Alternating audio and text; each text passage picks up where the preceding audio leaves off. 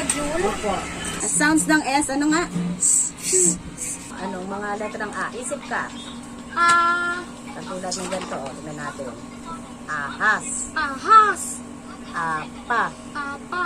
Ako po si Gidani Biwalo po. Ilang taong gulang ka na po? 8 po. Ay. Ako po ay Ay.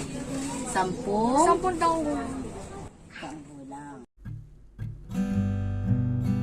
Bunsong anak siya ng kapatid ko. So, pamangkin ko siya.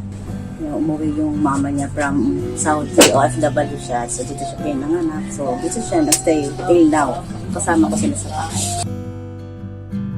Na-diagnose si Jude siguro mga 2 years old to 3. Na-diagnose siya as ADHD. So, yung sa ADHD niya, ang pinaka-main na kulang sa kanya ay focus. Sa ngayon, naka-enroll siya dito sa EMS Elementary School. Under siya ng SPED, pero regular kinder, tapos modular basis kami. For today, gagawa tayo ng tracing tayo ng letter A po. A.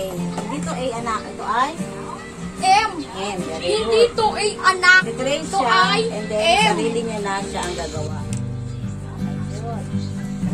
Mahirap yung module talaga.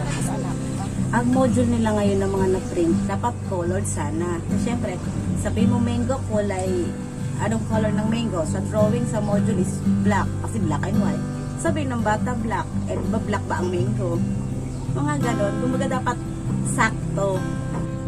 Ginawa namin ginawa. Tapos, prepare ko face to face, kasi syempre, matututukan talaga sila lahat ng pwedeng malaman ni Jude, gawin ni Jude, nandoon.